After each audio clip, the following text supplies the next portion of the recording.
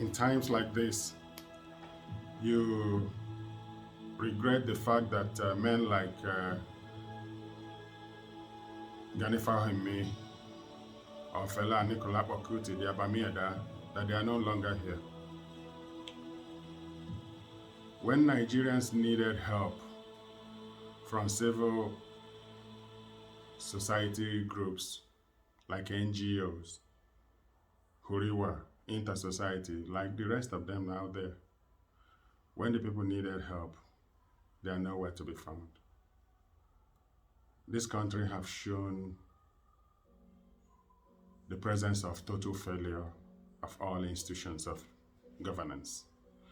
And the current president, Major General Muhammadu Buhari, is constantly in denial. He never takes responsibility for anything.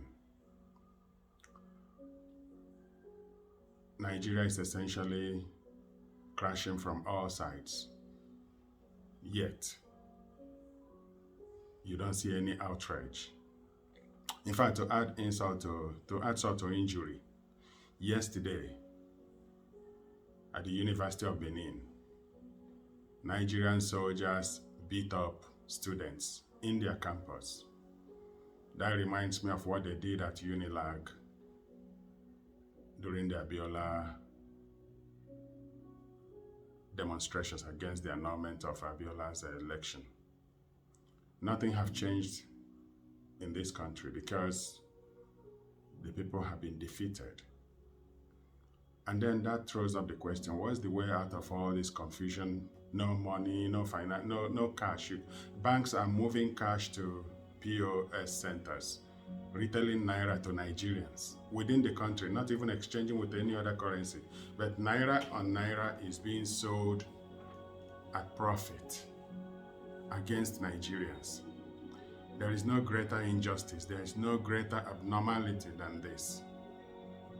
That banks will move cash from their teller system to private hands, who now turn around and give it to people at between 10 and 30 or 40, 50%. That means for you to get 1 million naira, you will be losing 300,000 of that. This has happened to people that I know in Nigeria. This is unfortunate, and yet as this is going on, there is no single civil society group organizing people. Does anyone remember why Adeboye, Tunde Bakare, Muhammadu Buhari, why they took to the streets in this country during Jonathan's era, when Jonathan was the president? Where is Adeboye today? And where is Tunde Bakare? Nigerians have no representation right now. And that's why I encourage everyone to pursue multi-regional referendum. It will be a reset for all of us. It will be the reset that we're looking for, to have a new, fresh start. For the nations of Oduduwa, Lower Niger Territory, and the Middle Belt, it holds a lot in store, a lot of goodies for all our people. It will change the narrative. It will be the new beginning that we've been yearning for. So support multi-regional referendum, and don't waste your time on an election whose outcome has already been decided. Those with Buhari in Asha Rock have already decided who they intend handing over to, so that they will remain relevant, and that is Atiku Abubakar. That's who they have concluded on handing over to. But let's even look beyond that.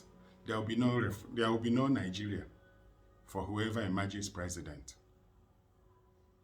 There will be no Nigeria because the foundation is already long damaged. If we do not go through multi-regional referendum here to have new constitutions, to recommit or to go our way in the union that we have right now, which is a union at gunpoint, if we do not go through multi-regional referendum, there is no peace in this country.